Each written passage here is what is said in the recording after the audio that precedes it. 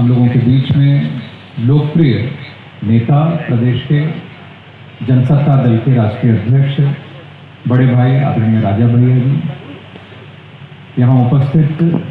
दिव्य प्रेम सेवा मिशन के हमारे सभी पदाधिकारीगण और उसका संचालन करते हुए करोड़ों करोड़ लोगों का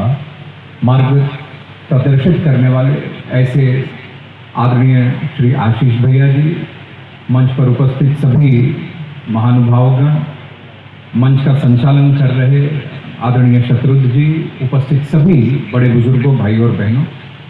क्योंकि आदरणीय आशीष भैया ने सब बातों को बहुत संक्षेप में लेकिन जो भी प्रासंगिक रेलिवेंट है वो सब बातों को हम लोगों के बीच में रखा है।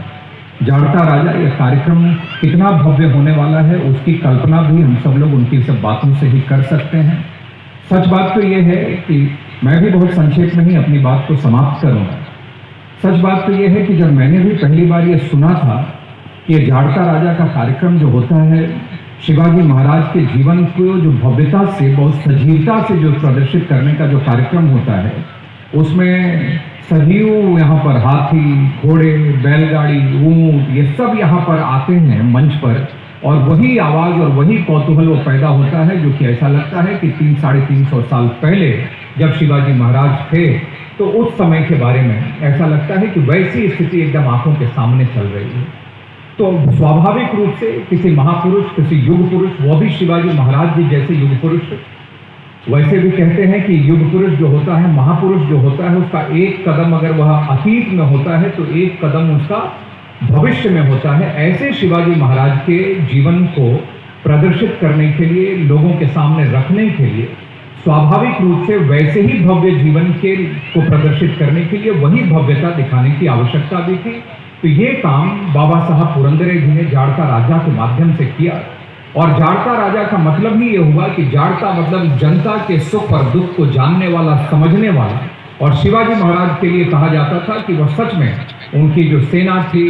जो उनकी अर्थनीति थी, वो इस प्रकार से थी कि उन सारी चीज़ों को बहुत ही सहजता से वो करते भी थे, और एक कर्तव्य दक्ष, कल्याणकारी,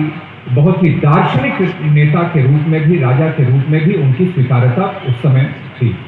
और उनका जीवन, मैं अपनी बातों को संक्षेप में करते हुए मैं ये कह सकता हूँ कि उनका जीवन आज भी हम सब लोगों को यह सीख देता है कि अपने अस्तित्व के संघर्ष में कभी भी, कहीं पर भी कोई युद्ध विराम नहीं होता है, कहीं पर भी कोई युद्ध विराम नहीं होता, और यह हमेशा आगे, हमेशा बढ़ते रहने की, आगे हमेशा मजबूती के साथ चलते रहने की आवश्यकता होती है। और आदमी अगर अपने आत्मबल से, अपने मनोबल से और अपनी पवित्रता और अपने चरित्र के बल से अगर आगे बढ़ता रहे तो वह अपने चरित्र के इन्हीं भावों से वह विश्व के ऊपर भी वह सत्ता स्थापित कर सकता है, ईमानदारी की सत्ता स्थापित कर सकता है। यह शिवाजी महाराज के जीवन से हम सब लोगों को देखने को मिलता है।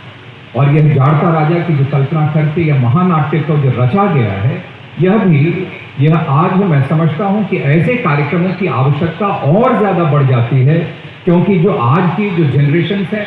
जो भविष्य में एक नए भारत के निर्माण की कल्पना हम लोगों के मन में है, नए भारत का सपना आंखों के सामने है, एक स्वाभिमानी और स्वावलंबी भारत का जो हमारे सामने जो लक्ष्य है, इसके लिए आवश्यक है कि ऐसे महापुरुष, शिवाजी महाराज जी जैसे महापुरुषों के जीवन